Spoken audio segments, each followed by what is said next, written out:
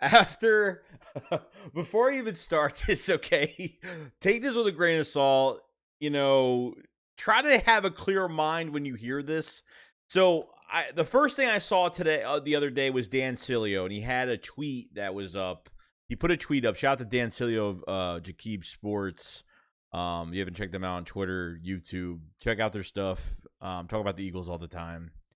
There was a tweet that came out from him, and it said, Carson Wentz, is it true that the Eagles GM, Howie Roseman, confronted you after you got hit in the Seahawks game and demanded you got out there on the field or else? Fly, Eagles, fly. That was a question towards Carson Wentz. Now, all this stuff started coming out now. The 2019 wildcard game that I was at, 8 plays into the game, Jadeveon Clowney gives Carson Wentz what's so-called, it was a concussion at the time. Okay, there are some text messages that came out, whether these are real or not. Take this with a grain of salt, guys. Like, this is for laughter and just how, like, ridiculous this is. That a lot of this news is coming out. Hopefully 20, 25 years down the road, we'll hear the, ESPN 30 for 30, Carson Wentz, Howie Roseman drama, what really happened behind the scenes that got him traded. And hopefully we'll get some answers soon on that. But I'm actually going to put up the text messages and kind of read them out to you guys. So, apparently this person that was texting some guy, okay, this person that received text from Carson Wentz's either friend, wife's husband's friend, or I won't even say who it is. But I think this is hilarious just to read it because I actually got a big kick out of even reading this. So this is how it starts, okay? This is from Marcus Ulrich. Apparently this is the person that he's talking to. I don't know who this guy is. So it says, rumor has it he's going to be playing week 1 or 2 from what I've heard from Carson's friends. As of now, it's week 1. Friends with his friends? His 2 best friends, yeah, he said it's 90%. He was always getting surgery. He was pissed at the reports that came out that they did. My best friend's woman works with 2 best friends. She was showing us texts between them. So he's pissed that it was reported that he wanted to rest or that there was a report that and the staff were going back and forth on it. It says both neither were an option both neither were an option. It was seen what he said prior to him getting the MRI results, but as soon as the surgeon said surgery, only it was scheduled immediately. There was never a debate at all on it or second guessing. Yeah, just pissed with the media. Nobody knows the truth whatsoever about what happened in Philly. He was supposed to be traded after the Seattle game because Howie didn't want him in the building again. Ertz said he wanted out then as well. Howie grabbed Carson while he was puking in the locker room, and the trainer grabbed Howie off of him, got fired for doing so. What the hell is going on in Philadelphia? Carson Wentz got the concussion. He went to the locker room. He started puking. Howie Roseman grabbed Carson Wentz, and the trainer, I think Howie was pretty much telling him to get back on the field pretty much, and Carson didn't want to, and the trainer that ended up intervening with this whole thing ended up getting fired, I guess. So then the guy says, wait, Carson was puking? Then the guy said, after the concussion, yeah, Howie was yelling at him and his wife.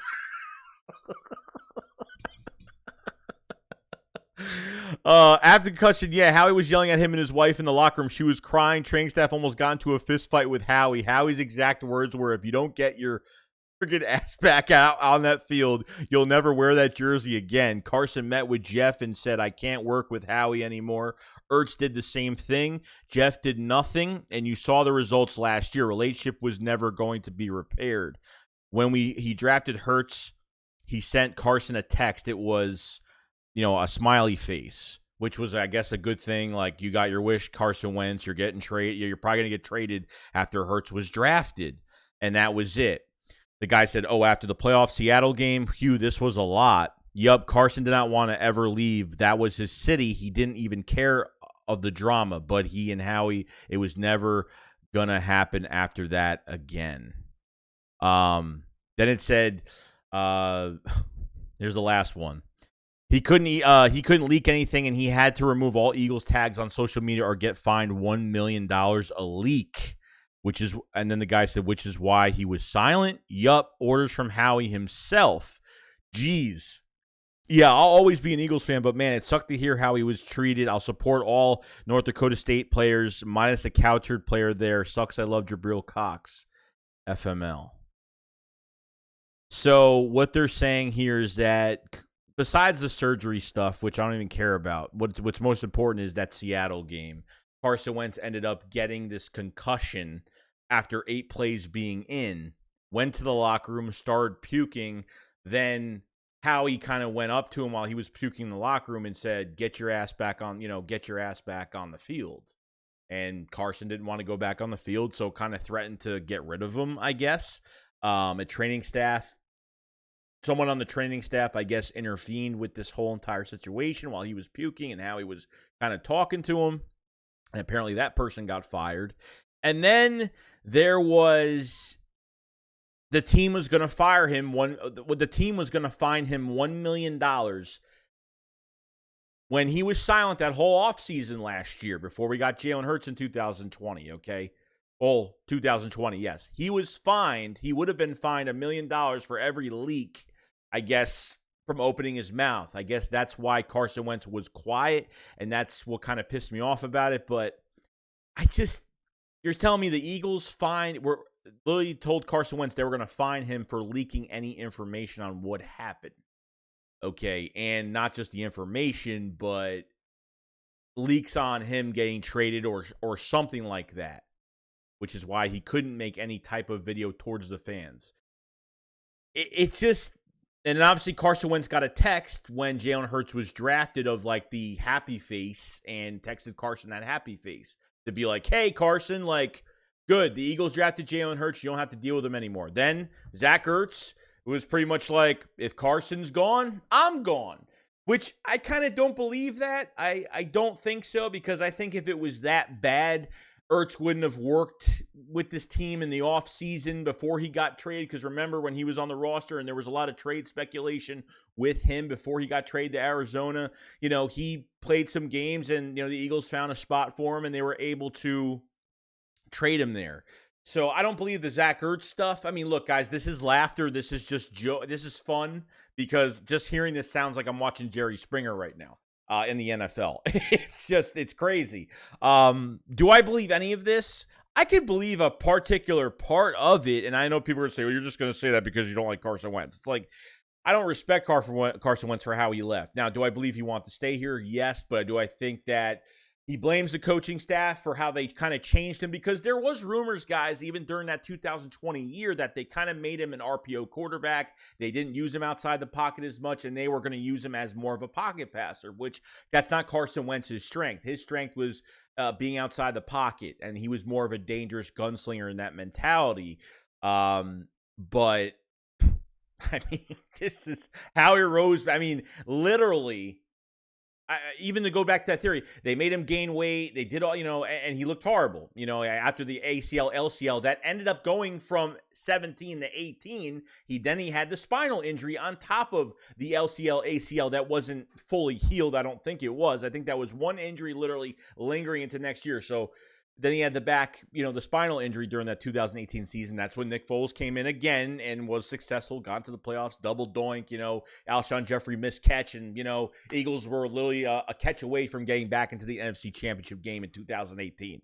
That's what I think, okay? But after when Hurts was drafted, he gets a text, smiley face, you got your way out, Carson. You could definitely get your way out. And then that whole entire offseason, the next year, was pretty much after he was benched and all that stuff happened at the end of the year, he was quiet that whole year. So the whole aspect of that whole thing was Carson Wentz, the Eagles and Howie Roseman told Carson Wentz, if you leak any of this information, you're going to get fined $1 million each time you leak something.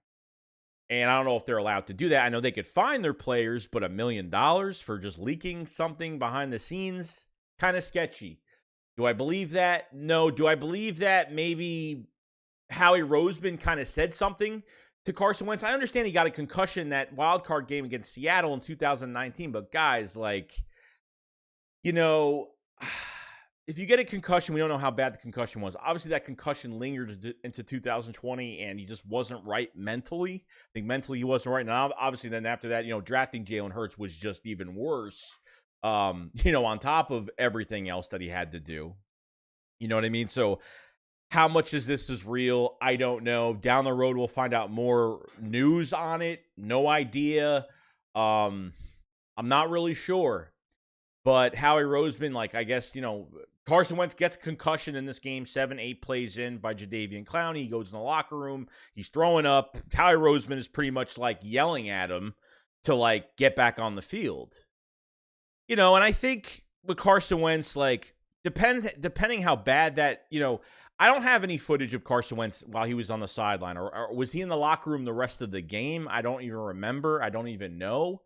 But you better, get your helmet back on and go back out there. Josh McCown went back in that game and, he played okay, but we just didn't have enough superstars, man. I mean, we just couldn't get it done against Seattle. We just didn't have the talent for it. We were able to, Carson Wentz was able to put the team on his back the last month of the season with, not no-name wide receivers, Greg Ward being the ultimate favorite in that wide receiver core. We had nobody, and we were able to win the NFCs, get into the playoffs, but, it can only take us so far what we have and what we can get away with the players and personnel that we have. So, I could believe that Howie and Jeffrey Lurie were like, you should have went back in that game. You should have went back in. I mean, I remember a few years ago, Malcolm Jenkins, had a concussion and he hit it. He hit it from the team. And I don't know if he got fined for it. I think he got in trouble or got a warning from the NFL for hiding a concussion injury.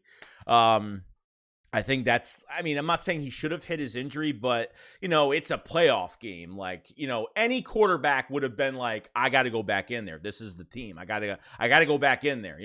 A lot of quarterbacks have done that. You don't just go out. It's not like he tore his ACL. It's not like he twisted his ankle and had to be out a few plays. Like, he got a concussion. I understand like certain concussions are different for everybody, how severe the concussion is, but out of the mentality of you being a quarterback, you got to get back in that game, okay? And I understand that people are going to get sentimental on, his health, and they want to. I understand that, but when you're a player on franchise money, you're going back in that freaking game, okay? You're doing as much as you possibly can and tell the guy, oh, no, I'm good. Even if he was out for a few plays or he was out a whole quarter and he came back, it would have been totally fine. But the problem is, I think he was hurt and, he was throwing up and he just said, I was done. And I don't know. I felt like if that was the case, he gave up way too easily. I mean, if you're like, it's a playoff game and you're literally going to, this was a guy that always wanted to stay on the field, never wanted to get off the field. When Jalen Hurts took a couple snaps from him, when Jalen Hurts was being introduced in this offense and they were putting him on the field for read options and stuff like that, like Carson Wentz didn't want any of that. But when it's all on him, and this is a big playoff game, you know what I mean? And, this is when they trade for Jalen Hurts after that year. Josh McCown did as much as he could, but, I mean, Josh McCown ain't no starting caliber. He'll win you some games as a backup, but that's as far as it goes. But I thought this was funny. I thought this was hilarious. Whether it's true or not, beginning of the video, I said, this could be true, not true. I don't know what it is. I think somewhat of it's true, not all of it. I say like 85 to 90% is probably not true. And I think the part where I think the Eagles wanted him back on the field, I think that's 100% true. I think they want him to go back in the game. And I think that relationship between Howie and Carson, I think that was the moment. I think that was the moment. And I think it just went downhill from there. The Zach Ertz stuff, I don't believe any of that. Because I don't think he would just be like, I'm out. If Carson's out of here, I'm out of here. I don't even think that for a second that would even happen. But, love having Carson Wentz news behind the scenes of, hopefully, like I said, 25 years down the road when I'm 50-something years old and I'm sitting on the couch, I'm like, I remember this. Yeah, I want to see what happened. I want to find out, the real truth of just all the crap that happened that led up to Carson Wentz getting traded. A big part of it was Jalen Hurts coming here. That's 100%. So other than that, that's pretty much about it. I mean, I thought it was funny. I thought it was actually hilarious because I feel like I was like hearing some Jerry Springer NFL stuff, together, which was kind of funny. But how much do you think it was real? What parts are real? What parts are not true? You guys let me know. This is going to be a big conversation probably, in the future as just for some laughs. But that's about it, guys. You guys have a fantastic day. And I'll see you on the next one. SHAKESQUAD, follow. Peace out, guys. Peace.